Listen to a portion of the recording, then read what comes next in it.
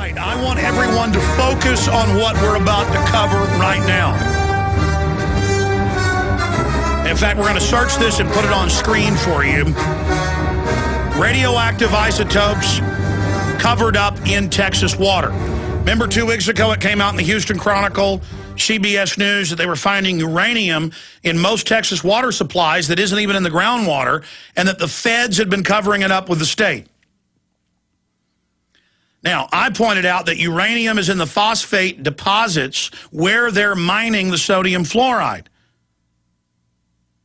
Now, Jesse Ventura, an American conspiracies author, researcher, with his TV show, Conspiracy Theory, went out and talked to the experts. I'm in tonight's episode, but they talked to radiation experts, you name it. Fertility in males is dropping worldwide, especially in the West. This episode is off the charts. It is super hardcore. And we have got to get not just the sodium fluoride out, because they brainwash people that's good for them, even though top scientists and the EPA admit it's not. Now they're going to try to say uranium's good for you. Now, right where I live, there's uranium in the water. And the hippies will get mad if you cut a tree down to build a shed, but they're like, give me uranium. I want it. I mean, this is eugenics. This is population reduction, and it's going to air tomorrow night. And it just makes me so angry, folks, that this is going on. Michael Braverman, executive producer. He's produced many national television programs. And, of course, he also helped produce Jesse Ventura's TV show on MSNBC. And he's produced television programs from CBS Primetime Television. I'm not going to go through it all, but he's produced shows for A&E. But Michael Braverman joins us now to give you a sneak peek into what they discovered. This all started out just to look into foreign corporations stealing water and gobbling it up to jack up prices. IMF World Bank documents. They came to interview me in Austin, and that's the turning point in the show, and they went and looked up the stuff I told them about, and actually, then the whole show turned out to be different. And, folks, it's bombshell, and it's hidden in plain view, and it's going to air for the first time tomorrow night on TV, 9 p.m. Central, 10 p.m. Eastern. Michael Braverman, great to have you here with us. Hey, Alex, thanks for having me on again. You bet, my friend. Look, you've dropped such... I mean, seriously, folks, I thought I was freaked out by the FEMA camp special. Now I am really freaked out because I know everything you just told me is confirmed and what's in the show, but just to know they've been doing it and getting away with it, they're putting uranium in on purpose, that's only one part of the show. Michael, tell us as much as you can about the premiere tomorrow night. Well, you know, Alex, it's one of those things that's pretty similar to what we talked about 2 weeks ago. You know, I come to this with sort of an open mind. I'm kind of an agnostic about a lot of this stuff because, you know, I sort of got into this, as you know, as a TV producer, and we started looking into this issue about water. Somebody said, y'all ought to look into this because there's a lot of foreign companies sucking out water from places like the Great Lakes. And I was like, well, okay, you know, let's look into that. So I put the staff on it, and I started to look into it. And what we discovered is it's not only true, it's massive. And I'll start with one example. And by the way, anybody who's listening to this can just get on the computer and Google it, and you'll see that it's, as you say, right out there in plain sight. There's a place called Stanwood, Michigan. And I'm going to get you the uranium in a second, but I want to give you the backstory, and I want to give your listeners the background of this. It's a place called Stanwood, Michigan. It's way up in the north. It's pretty rural. Actually, it's in the central part of the state. It's pretty rural. It's pretty depressed in terms of the economy. So Nestle Waters of America, which is a subsidiary of a giant multinational corporation called Nestle, which we've all heard of, builds this big plant in Stanwood, Michigan. And they ain't making Nesquik. What they're doing is they're bottling water, which they're sucking up from Lake Michigan, and bottling it and selling it under the brand Ice Mountain, which you've probably all seen in the store. Okay. The state of Michigan leased them all of this water and leased them the land for the plant for, guess how much? I'll tell you, $100 a year under ex-Governor Engel's administration. $100 a year. So what Nestle did, being the smart corporation they are, is they didn't put their pumps on the shoreline of Lake Michigan, where everyone could see them and they'd be an eyesore and they'd attract a lot of attention. No. What they did is they put their massive pumps 12 miles inland on a private game preserve, where where no one can see them, no one can hear them. And when you all watch the show tomorrow night, you'll see that we try to get in there. Jesse tries to get in there, and you can't get in it. And these huge pumps are sucking up thousands, millions, and millions of gallons of our water, America's water, good water, a year. And they're piping them to this big plant in Stanwood, Michigan, and the tankers go out every few minutes. Every few minutes, those tankers are going out filled with bottles of water. The Nestle Corporation pays $100 a year to exploit.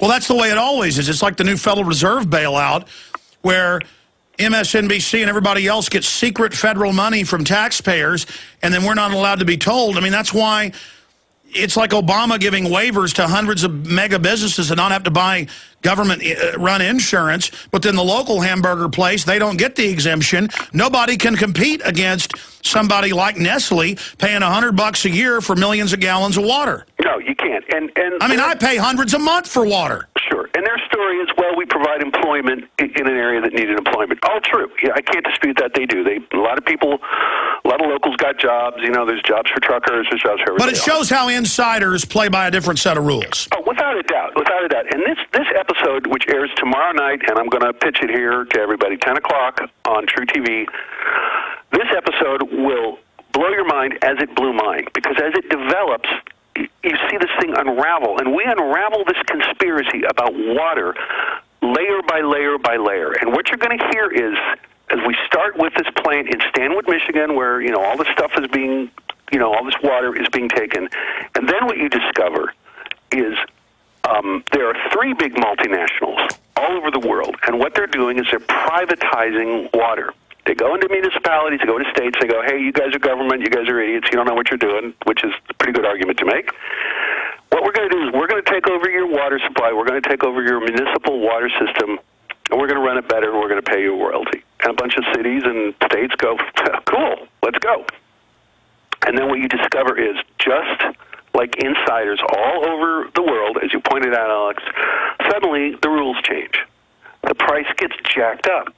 Water quality isn't as good. All kinds of stuff starts to happen, and you can't. A lot of these deals, you know, these you know, smaller towns, they can't get out of them, you know, because, you know, Nestle and a couple other French companies, Veolia and Suez, are the biggest ones. None of them, by the way, are American companies. Yeah, there's German, there's Dutch, there's the biggest three are French and Swiss. You know, Britain has Thames water, and if you look in all over the world, in third world countries, like developing world countries, these companies go out there and they buy up huge amounts of water, and you can't kick them out.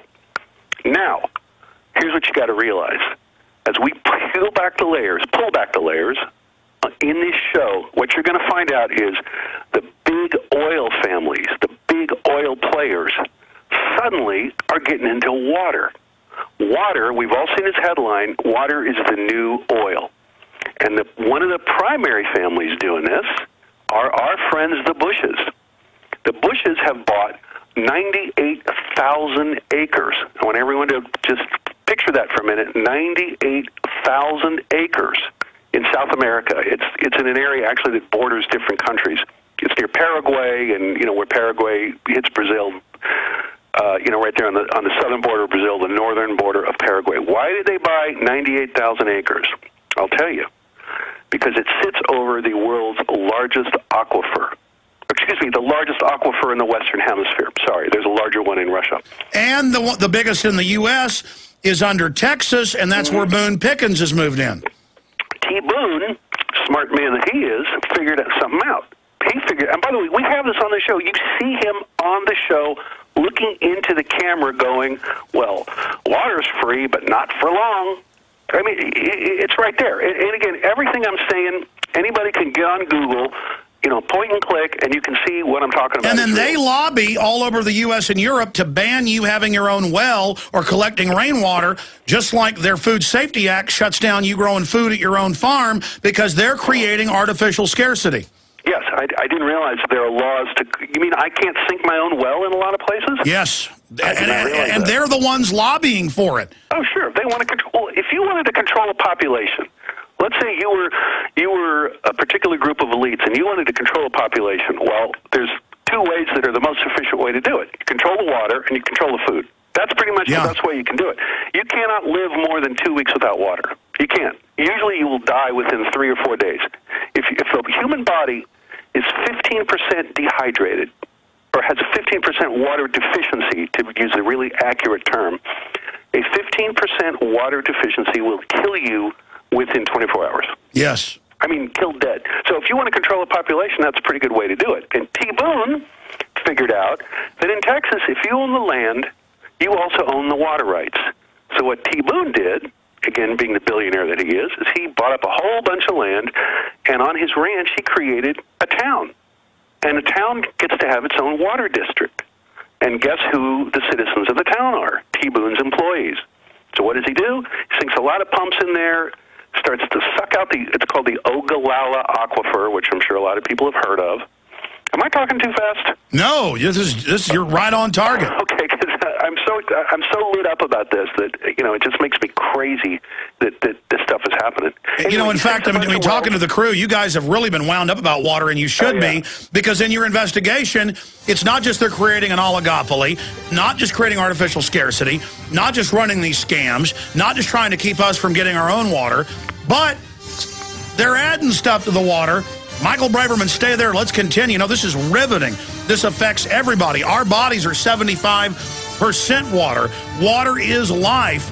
And this just shows how dastardly these robber barons are, these new water barons. We'll be right back. Infowars.com, prisonplanet.tv.